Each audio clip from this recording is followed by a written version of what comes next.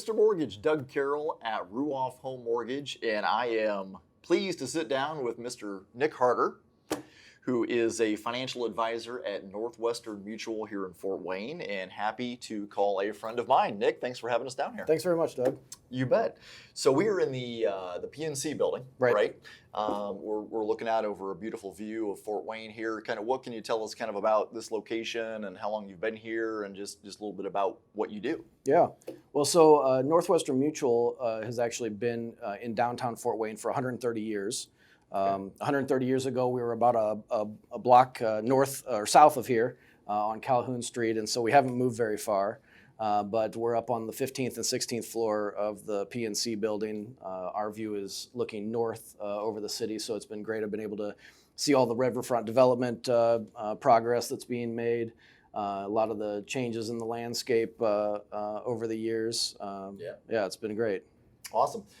So I met you probably, 2019, so probably 7-8 years ago, something like that, and have been using Nick as my financial advisor pretty much since then. And I think I met you probably through some sort of networking or something of those along those lines. And when I first met you, I knew that you did a lot of networking. And I think that's very important it's been very important in my business development, my growth. What can you say? What can you talk about as far as networking and the importance and kind of a catalyst for you growing your business? Yeah. Well, part of my role is to be a resource to clients on any kind of financial transaction that they might have in their lives. And so it's important for me to have relationships with people that I know and trust will do a good job for my clients.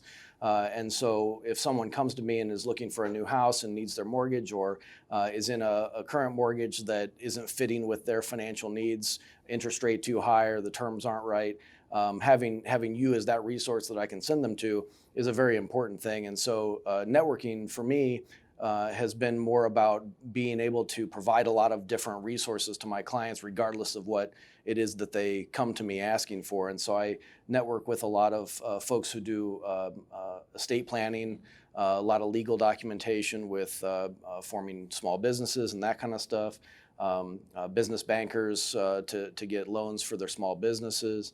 That kind of stuff has been great for being able to be a resource to clients and know that they can come to me. And that way I can be there at the start of that conversation and talk them through how that impacts their personal financial plan, which is obviously the thing that I'm most involved in. And then I can hand them off to folks that I know will do a good job for them. So when people are starting out financially, I don't know if that makes sense, but when you're just coming to the realization that you need to do something more than live paycheck to paycheck, and you need to put money away or start investing. What are some of the first steps that people should look at when they're coming to that realization or that point in their lives? Yeah, and that point in their lives can happen at many different times throughout their lives. For some people, it's early on. They first graduated college and have their first real job. For others, it's they get married or start having kids. For others, it's they just change jobs, get a big promotion, and need to figure out their financial lives. For others, it's getting divorced or it's getting prepared for retirement. And so there's a lot of different changes that occur throughout people's lives. And our role is simply to be there for them and help them prepare for whatever life throws at them.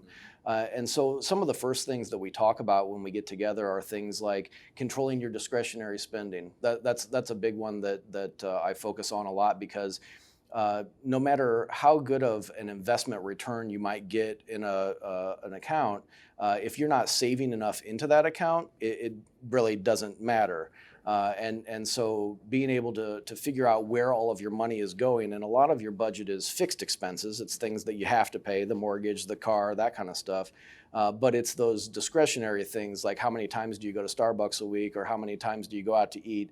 Those are the things that if you start realizing how much you're spending in those categories, and start putting in some easy ways to control that, that it makes a big difference. And so there's two primary strategies that we go about controlling that. Number one is go to all cash for whatever that discretionary spending item is that's the problem area in your budget. For some people, it's going out to eat. That's probably the most common. For others, it's going shopping for clothes too often, or going to the spa too often, that kind of stuff. And so figuring out what that area is, creating a parameter about what amount of money per month makes sense to spend in that category, and then only spending cash on that. The other strategy that we've employed, and is one that my wife and I use, is we actually have a separate checking account that is only for discretionary spending. That way it's not muddled in with all of the regular bills, because then it becomes very hard to track how much you've spent when you're just swiping the debit card everywhere. And it's all mixed in with all of the regular bills that are coming out of the checking account. And so what we do is we transfer a set amount over each month into that discretionary spending account, and we know exactly how much we have left. And if we need to, we can't go out this weekend because we spent it all this month, type of thing. So you're probably saying don't use the credit card for those type of things. Definitely don't use the credit card, right? Yeah, I have some clients that like that because of the separation. I like the separate checking account because of the separation, because then I never get into a situation where I can't pay it off. It's a slippery slope when you're using that credit card because it's giving you some points or some bonus, but then one month all of a sudden you can't afford to pay it, and it's sitting at a $2,000 balance, and you're getting a 15% interest on it, and then all of a sudden it doesn't matter that you bought your clothes on the clearance rack, everything is costing you more. Yeah. Credit cards are very, very tricky. I mean, in the mortgage side of things, credit cards are fantastic for building credit, as long as you keep a low balance or pay it off every month. There's nothing easier and better to build credit, but boy, I see way too often those things can come back to bite people, and Absolutely. just build up, and like you said, paying 15-20% interest on those. You mentioned your wife, Crystal. Yep. And she works here with you as well. Right. Yep. We're a financial planning team. We feel like two heads are better than one. I don't have all the best ideas, and so for every client that we meet with, she and I consult about what they have going on in their financial life and come up with a strategy for them so that it best meets their needs. Your financial life can be complex. There's a lot of different moving pieces, and making sure that we've tried to address as many of those as possible and prepare for as many of those curveballs that life can throw you. I think that serves our clients the best by being able to do that. What is the most important advice that you can give to folks about finances and investing and just the overall financial picture? Yeah, so I think living modestly, living within your means is probably the most important thing. There are a lot of moving pieces, so to try to do it all yourself can be difficult, and so working with a financial professional is a good idea. We come in lots of different shapes or sizes. My wife and I are both certified financial planners, so we've gone through extra education and training to be able to serve clients on a comprehensive level. I think that's an important thing, to be able to look at the whole picture and not just address specific sections of it at a time, because it all does intertwine and it all matters together. Okay. What is the one thing that you can attribute your success to the most? Yeah, I think being able to be out there and not be afraid to meet people that maybe are a little bit scary to meet, some of the important figures in town and that kind of stuff. And I've been very blessed to realize that those people are willing to meet with somebody and give them advice and meet for a cup of coffee. My first few years in the business, I had hundreds of meetings at coffee houses around town, just picking people's brain and getting to know what they did and figuring out all the different industries and businesses and things in Fort Wayne, so that I could be a resource better to my clients. And so I think getting out there and learning about what's going on in our cities has been a big benefit.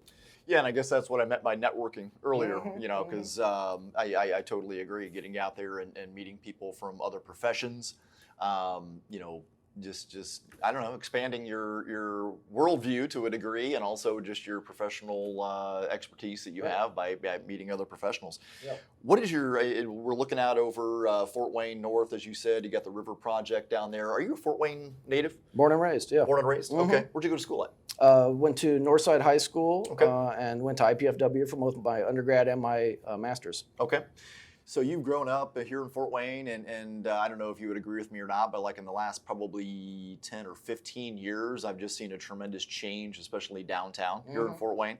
What would you say that your favorite thing about Fort Wayne is right now, and kind of where it's going? Yeah, so the downtown area has seen an immense amount of growth in that period of time. When I first brought my office downtown about almost 9-10 years ago, after 5 o'clock, the downtown was a ghost town. Oh, yeah. On the weekends, empty. And now it doesn't matter what time of day you're coming down here. There are activities going on. There are people walking around. There are a huge amount of restaurants that have opened up. A lot of local places with some really great cuisine. Right. Lots of activities to do downtown all the time.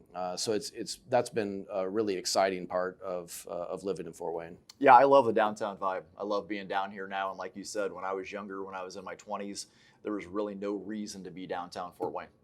After 5 o'clock or on the weekends, there was just nothing down here.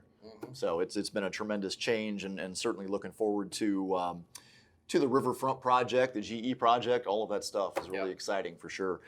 How do folks find out more about Nick Harter and what you do here at Northwestern Mutual? Yeah, so nickharter.com is my website. You can look me up there. My email and phone and all that stuff is there. It's nickharter.com. Okay. Phone number? Do you give that out? Do you give out your personal cell? It's on the website, but yeah, absolutely. 260-443-7674 is my phone number. Wait. Nick, thank you so much, man. Thanks again for having us down here to your office at Northwestern Mutual, the PNC building. Beautiful view that you've got here. I hope you enjoyed getting to know Nick Harter a little bit better as a certified financial planner with Northwestern Mutual. And I 100% can attest that if you do not have your financial house in order, contact this guy. He'll take great care of you.